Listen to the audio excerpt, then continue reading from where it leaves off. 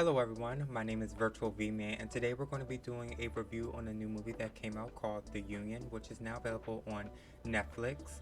And please make sure you hit that subscribe button, show some love and support, and subscribe.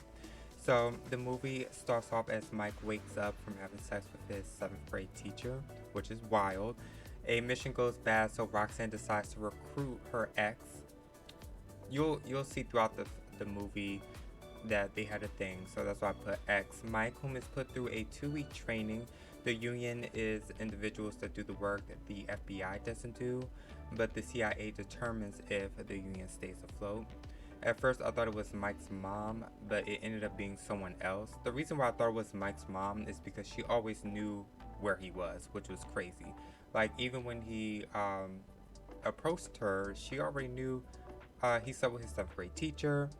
Then when he was on the mission with Roxanne and was speaking to her, she said, "You're not coming back home. You know you're going to stay." So I don't know. Maybe there's going to be a plot twist leading into the Union 2.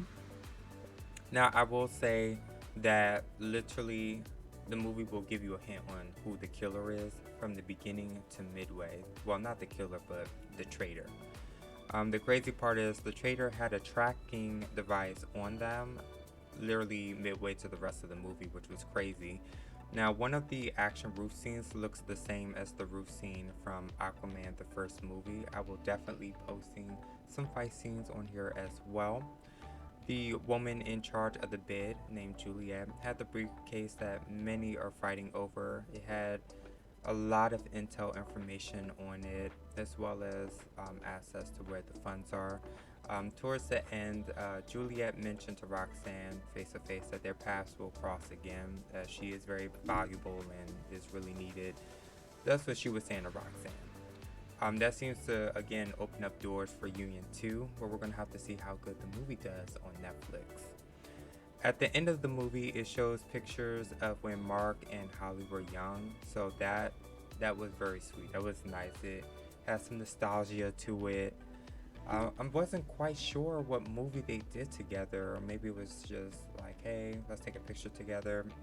Something I'll have to look into later on, but that had to have been before my time, because that is a very classic photo. I will say that my favorite is both Mark and Halle. They played their parts very well as Mike and Roxanne. I will say my favorite part that was funny and I loved the action to it was the car scene. It really gave a mix of old school Fast and Furious. I really thought that when Halle Berry had like that white silver hair, I thought she was reprising her role in the Deadpool and Wolverine movie, but as we all saw, she was not in there. She was actually in the new movie, The Union. I enjoyed the movie. It did have funny parts to it, thank goodness, and some really good action sequence, but it just flowed in with the movie. I will say some things, maybe because I watched too much movies and TV shows, I was able to actually catch on at the beginning. I'm like, oh yeah, that person is the traitor. And then got to the end, to midway, I was like, yeah, didn't even mention it. Midway, I was like, okay, yeah, I was correct, I knew it. So that's why I was saying, like, you're going to end up knowing like who the traitor is. I'm not going to spoil it for you. Just make sure you go watch the movie. And that is my review. I enjoyed the movie myself. I did laugh.